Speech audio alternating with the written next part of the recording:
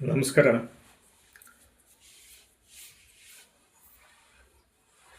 ನಾಟಕ ಕಾಮರಾಜನ ಕಾರ್ಯರಡು ಅಥವಾ ನಿಜಗಲ ದುರ್ಗದ ಅವಸಾನ. ಈ ನಾಟಕದಲ್ಲಿ ಈಗಾಗಲೇ 3ನೇ ಭಾಗ 4ನೇ ಭಾಗಕ್ಕೆ ಬಂದಿದ್ದೀವಿ ನಾವು. ಕಾಮರಾಜನ ಐತಿಹಾಸಿಕ ನಾಟಕ ತುಂಬ ಚೆಂದ ಇದೆ. ಅದನ್ನು ಆಸ್ವಾದಿಸುವಂಥ ವ್ಯಕ್ತಿ ಬೇಕಷ್ಟೇ, ತಿಳ್ಕೊಳ್ಳೋಂಥ ವ್ಯಕ್ತಿ ಬೇಕು.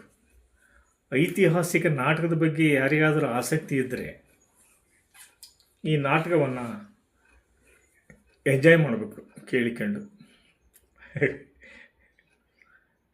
ನಾಟಕದ ಆಸಕ್ತಿ ಇರೋರು ಭಾಳ ಕಡಿಮೆ, ಆದರೆ ನಾವು ಅದನ್ನು ಆಸ್ವಾದಿಸ್ಬೇಕು ಸ್ವಲ್ಪ. ದರ್ಬಾರ್ ಸೀನು, ಹೈದರಾಲಿ ಬಿಡಾರ, ಎಲ್ಲರೂ ಎಲ್ಲ ಕುಂತ್ಕೊಂಡಿದ್ದಾರೆ. ಪೂರ್ಣಯ್ಯ ಎದ್ದು ನಿಂತ್ಕೊಂಡು ಹೈದರಾಲಿಗೆ ಒಪ್ಪಿಸ್ತಾ ಇದ್ದಾನೆ. ನವಾಬರೇ, ನಾವಂತೂ ದುರ್ಗದ ದೊರೆಗಳಿಗೆ ಹೇಳಿ ಬಂದಿದ್ದೇವೆ.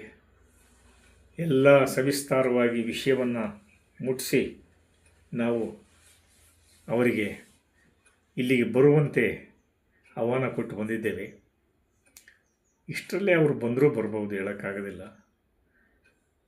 ವೀರ ಮದಕರಿ, ರಾಜವೀರ ಮದಕರಿ, ಪರಶುರಾಮಪ್ರಾಯಕ ಇವರೆಲ್ಲ ಬರ್ತಾರೆ. ಆ ಥರ ಮಾಡಿ ಬಂದಿದ್ದೀನಿ ನಾನು. ನೀವು ಮುಂದಿನ ವಿಚಾರನ ನೀವು ಯಾರಿಗೆ ಅಂತಂತೇಳಿ ಪೂರ್ಣಯ್ಯ ಹೈದರಾಲಿಗೆ ಹೇಳ್ತಾನೆ. ನೀವೇನೇ ಹೇಳಿ ದಿವಾನ್ಜಿ, ಮೈಸೂರು ರಾಜ್ಯ ದಿನೇ ದಿನೇ ವಿಸ್ತಾರವಾಗಿ ಬೆಳೀತದೆ. ನೀವೇನು ಹೇಳಿದ್ದೀವಿ, ಮೈಸೂರು ರಾಜ್ಯ ದಿನೇ ದಿನೇ ವಿಸ್ತಾರವಾಗಿ ಬೆಳೀತದೆ. ಅದೆಷ್ಟೋ ಸಾಮಂತ ಸರ್ದಾರರು, ಪಾಳೆಗಾರರು ಈ ರಾಜ್ಯಕ್ಕೆ ಅಧೀನರಾಗಿ ಕಪ್ಪ ಕಾಣಿಕೆಗಳನ್ನು ಕೊಡ್ತಿದ್ದಾರೆ. ಅದರಂತೆ ಈ ನಾಯಕರು, ಚಿತ್ರದುರ್ಗದ ನಾಯಕರು ನಮಗೆ ಕಪ್ಪ ಕಾಣಿಕೆಗಳನ್ನು ಕೊಟ್ಟಿದ್ದರೆ ಇವೆಲ್ಲ ತಲೆ ಕೆಡಿಸ್ಕೊಳ್ಳೋ ಅವಶ್ಯಕತೆಯೇ ಇರ್ತಾರಲ್ಲ, ಅಲ್ವೇ ದಿವಾನ್ಜಿ? ಮೊಯ್ದೀನ್ ಖಾನ್ ಹೇಳ್ತಾನೆ ಅವಾಗ. ಕೇಳಿದ್ರೆ ದಿವಾನ್ಜಿ, ನಮ್ಮ ನವಾಬರ ಹೆಸರು ಕೇಳಿದರೆ ಸಾಕು, ಎಲ್ಲರೂ ಎದರಿ ಗಡ ಗಡ ಗಡ ನಡುಗ್ತಿರುವಾಗ ಈ ದುರ್ಗದ ದೊರೆ ಇನ್ನು ನಮಗೆ ಯಾವ ಲೆಕ್ಕ? ನಮಗಪ್ಪಣೆ ಕೊಡಿ, 3 ದಿವಸಗಳಲ್ಲಿ ದುರ್ಗವನ್ನು ಧೂಳಿಪಟ ಮಾಡಿ ಬರುತ್ತೇವೆ, ನಮಗಪ್ಪಣೆ ಕೊಡಿ. ಉರುಪಿನಿಂದ ಹೇಳ್ತಾನೆ. ಅವನು ಟಿಪ್ಪು ಸುಲ್ತಾನನ ಒಂದು ಬಲಗೈ ಬಂಟ, ಇಬ್ಬರು ತಾಕತ್ತಾಗಿರ್ತಾರೆ. ನಮಗೆ ಅಪ್ಪಣೆ ಕೊಡಿ, ನಾವು ಚಿತ್ರದುರ್ಗ ಅದು ಯಾವ ಲೆಕ್ಕ ಅಂತಂದು. ಪೂರ್ಣಯ್ಯ, ಸೇನಾಪತಿಗಳೇ ದುಡುಕಬೇಡಿ. ಅವರು ನವಾಬರಿಗೆ ಎದರಿ ಕಪ್ಪ ಕಾಣಿಕೆಗಳನ್ನು ಅರ್ಪಿಸಿಲ್ಲ. ಮೈಸೂರು ಸಂಸ್ಥಾನ ಸಿಂಹಾಸನಕ್ಕೆ ತಲೆಬಾಗಿ ಕಪ್ಪ ಕಾಣಿಕೆಗಳನ್ನು ಕೊಡ್ತಿದ್ದಾರೆ. ನಿಮಗೆಲ್ಲ ಅವರು ಕೊಡ್ತಿರೋದು. ಮೈಸೂರು ಸಂಸ್ಥಾನ ಅವರಿಗೆ ಎಷ್ಟೋ ದಿನಗಳಿಂದ ಅವರಿಗೆ ಆಪ್ತ ಒಂದು ಸ್ನೇಹ ಇದೆ, ಅದಕ್ಕೆ ಮರ್ಯಾದೆ ಕೊಡ್ತಾರೆ. ಸರ್ವಾಧಿಕಾರಿ ಹೈದರಾಲಿ ಖಾನರಿಗೂ ಅಲ್ಲ, ನಿಮಗೂ ಅಲ್ಲ ಅವ್ರಿಗೂ ಮಾತು ಕೇಳೋದು. ನಮ್ಮ ಮೈಸೂರು ಸಂಸ್ಥಾನ ಅಂತಂತೇಳಿ ಅವರು ಆ ಒಂದು ಕಿಚ್ಚಿನಿಂದ ಅವರು ಕೆಲಸ ಮಾಡ್ತಿದ್ದಾರೆ. ಅದನ್ನು ಅಂತರಾಳವನ್ನು ಸ್ವಲ್ಪ ಕೇಳ್ಕೊಳ್ರಿ ನೀವು ಅಂಥೇಳಿ ಪೂರ್ಣಯ್ಯ ಮೊಯ್ದೀನ್ ಖಾನಿಗೆ ಹೇಳಿ ಕಡಿಮೆ ಮಾಡ್ತಾನೆ. ಮೊಯ್ದೀನ್ ಖಾನ್ ಹೇಳ್ತಾನೆ ಮತ್ತೆ, ಹುಜೂರ್, ನೀವು ಹೆಚ್ಚಿಗೆ ಮಾತಾಡಬೇಡಿ, ಬಗಳಿ, ನಮಗೆ ಅಪ್ಪಣೆ ಕೊಡ್ರಿ. ಏಕ್ ಬಾರ್, ಒಂದೇ ಒಂದು ಸಾರಿ ನಮಗೆ ಅಪ್ಪಣೆ ಕೊಡಿ. ಆ ದುರ್ಗವನ್ನು ನುಚ್ಚು ನೂರು ಮಾಡಿ ಬರ್ತೇವೆ. ಬೇಡ ಸೇನಾಧಿಪತಿಗಳೇ, ಬೇಡ, ದುಡುಕಿ ತಪ್ಪು ಮಾಡಬೇಡಿ. ಈಗೆಲ್ಲ ಒಂದು ಹಂತಕ್ಕೆ ಬಂದಿದೆ. ನಿಮ್ಮ ದುಡುಕಿನಿಂದ ನಮ್ಮ ಪ್ಲಾನ್ ಎಲ್ಲ ನುಚ್ಚು ನೂರ ಆಗಿ ಹೋಗ್ಬಿಡ್ತದೆ. ನೀವು ಸೈಲೆಂಟಾಗಿರ್ರಿ. ಬೈಟಿ ಮೊಯ್ದೀನ್ ಖಾನ್, ಬೈಟಿ ಅಂತ. ಪೂರ್ಣಯ್ಯ ಬಾರಿ ಇದು. ಆವಾಗ ಇದರಲ್ಲಿ ಹೇಳ್ತೆ, ಮಾತು ಬೆಳೆಸಿ ಮನಸ್ಸು ಉಳಿ ಮಾಡಿಕೊಳ್ಬೇಡಿ, ಶಾಂತರಾಗಿ. ದಿವಾನ್ಜಿ, ಈ ದುರ್ಗದ ದೊರೆಗಳು ಪದೇ ಪದೇ ಮೈಸೂರಿನವರ ಪಿಂಡ ಎಂದು ಹೊಗಳಿಸಿಕೊಳ್ಳುತ್ತಾ ನಮ್ಮ ಶತ್ರುಗಳಾದ ಪೇಶ್ಯವರ ಬಂಟರಾಗಿ ಇದ್ದಾರೆ. ಅದಕ್ಕಾಗಿ ದುರ್ಗದ ಕೋಟೆಯನ್ನು ಅಲ್ಲಾಡಿಸಲೇಬೇಕು, ಬಿಡಲೇಬಾರ್ದು ಯಾವ ಕಾರಣಕ್ಕೂ. ಹಾಗೆ ಹಿಂಗೆ ಮಾಡಿ ಎಲ್ಲ ಪೇಶ್ವರು ಮರಾಠರ ಜೊತೆಗೆ ಸೇರಿಕೊಂಡು ಅವರು ಮಸಲತ್ತು ಮಾಡ್ತಾಯಿದ್ದಾರೆ. ಇದನ್ನು ಏನಾದರೂ ತಡಿಬೇಕು, ಅವ್ರನ್ನ ಇದು ಮಾಡಬೇಕು, ಬಗ್ಬಿಡಿಬೇಕು. ಹುಜೂರ್ ಪೂರ್ಣಯ್ಯ ಹೇಳ್ತಾನೆ, ಹುಜೂರ್ ದುರ್ಗದ ದೊರೆಗಳು ಆಜನ್ಮ ವೈರಿ ಹರಪನಹಳ್ಳಿ ಸೋಮಶೇಖರ್ ನಾಯಕ, ರಾಯದುರ್ಗ ಕೃಷ್ಣಪ್ಪ ನಾಯಕ, ಸಾವಣೂರು ನವಾಬ್ ಹಕೀಂ ಖಾನ್ ನಮ್ಮ ಹೇಳಿಕೆಯಂತೆ ನಡೆದುಕೊಳ್ಳುತ್ತಿದ್ದಾರೆ. ಮೊದಲು ನಿಜಗಲ್ ಸಮರ ಮುಗಿಯಲಿ.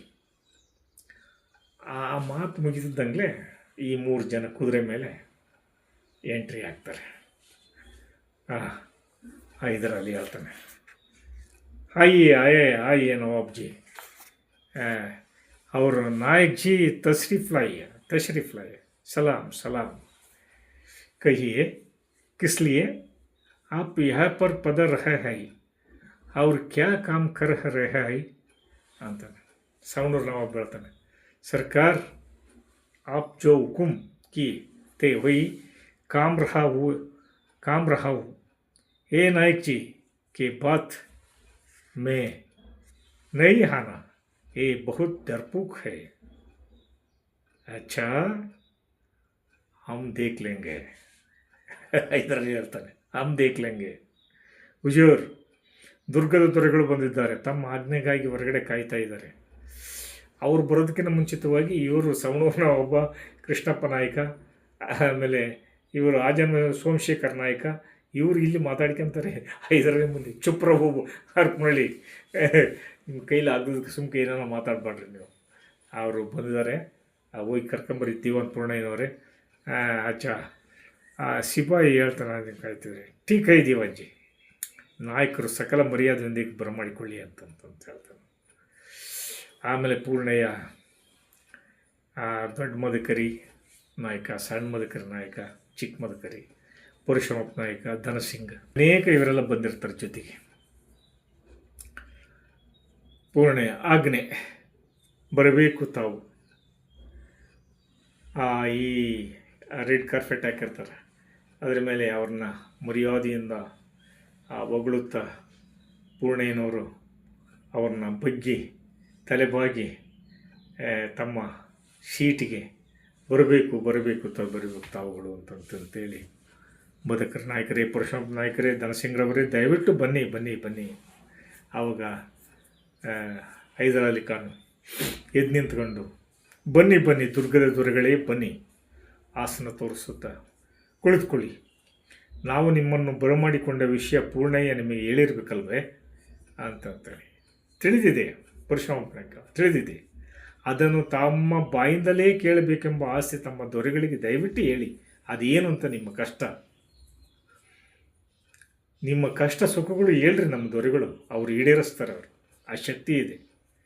ನಿಮಗೆ ಆಗದೇ ಇರತಕ್ಕಂಥ ಕೆಲಸ ಏನಾದರೂ ಇದ್ದರೆ ಹೇಳ್ರಿ, ಆ ಕೆಲಸ ಮಾಡಿಕೊಡ್ತೀವಿ ನಾವು. ಇವತ್ತು ಮಾಡಿಕೊಡ್ತಾ ಇದ್ದೀವಿ ನಾವು. ಇನ್ನೇನಿಲ್ಲ ಮದಕರಿಗಳೇ, ನಾನು ಈರ್ವರ ನಾಯಕರ ಮಾತು ಕೇಳಿ, ಪರಶುರಾಮ ನಾಯಕ, ಕೃಷ್ಣಪ್ಪ ನಾಯಕ, ಹಕೀಂ ಖಾನ್ ಇವರೆಲ್ಲರ ಮಾತು ಕೇಳಿ ನಿಜಗಲು ದುರ್ಗಕ್ಕೆ ಮುತ್ತಿಗೆ ಹಾಕಿ 6 ತಿಂಗಳು ಗತಿಸಿದವು. ಆದರೆ ನಿಜಗಲು ದುರ್ಗ ಕೈವಶವಾಗಲಿಲ್ಲ. ನಾವು ಸೋತು ಹಿಂದಿರುಗಿದರೆ ನಾವು ಸರ್ವಾಧಿಕಾರಿ, ಡಿಕ್ಟೇಟರ್ಶಿಪ್, ನಮ್ಮ ಮೈಸೂರು ಸಂಸ್ಥಾನಕ್ಕೆ ಅಪಚಾರ. ಯಕಾಶ್ಚಿತ್ ಒಂದು ದುರ್ಗದ ನಿಜಗಲು ಕೋಟೆಯನ್ನು ಗೆಲ್ಲಕ್ಕಾಗಲಿಲ್ಲ. ಹೈದರ್ ಅಲಿ ಖಾನ್ ಸೋತು ಹಿಂದಿರುಗ್ತಿದ್ದಾನೆ ಅನ್ನೋದು ಒಂದು ಕೆಟ್ಟ ಅಪಮಾನ ಬಂದುಬಿಡುತ್ತೆ. ಅದಕ್ಕಾಗಿ ಹಿಂದೆ ನೀವೆಲ್ಲ ಅನೇಕ ದುರ್ಗಗಳನ್ನು ಗೆದ್ದು ಕೊಟ್ಟಿದ್ದೀರಿ.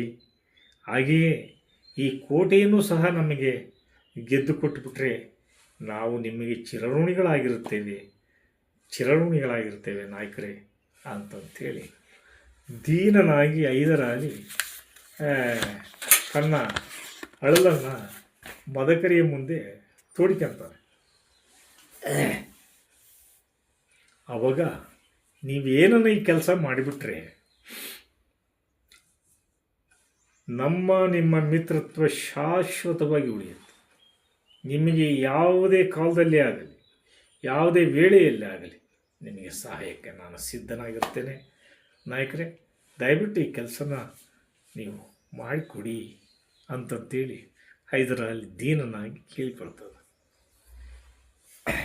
ಆವಾಗ ವೀರ ಮದಕರಿ ನಾಯಕ ಹೇಳ್ತಾನೆ, ಏನು ಹೇಳ್ತಾನೆ? ನವಾಬ್ ಹೈದರಾಲಿ ಖಾನರಿಗೆ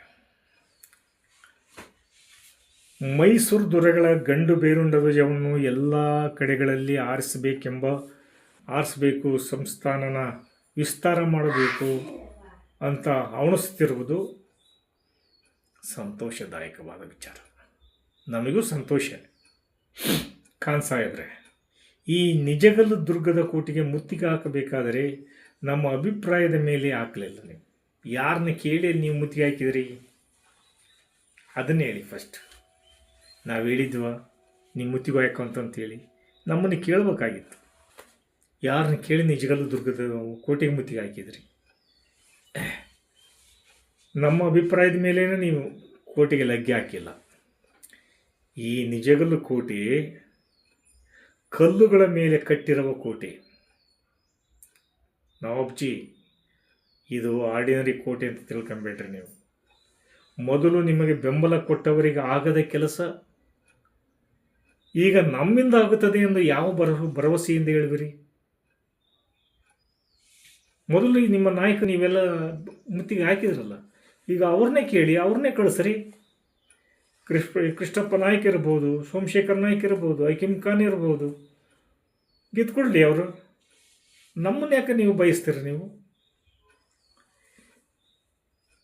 ಅಲ್ಲದೆ ನಿಜಗಲ್ಲು ದುರ್ಗ ಎಣ್ಣೆಯಿಂದ ನಿತ್ಯವೂ ಮೈ ತೊಳೆದುಕೊಳ್ಳುತ್ತಿರ್ತದೆ. ಅದನ್ನು ಹತ್ತುವುದಾದರೂ ಹೇಗೆ? ಇತರ ಪಾಳೆಗಾರರ ಕೈಲಾಗದ ಕೆಲಸವು ಚಿತ್ರದುರ್ಗದವರಿಂದ ಆಗುವುದೆಂಬ ನಂಬಿಕೆಯು ತಮಗಿರುವುದು ಬಹಳ ಆಶ್ಚರ್ಯ.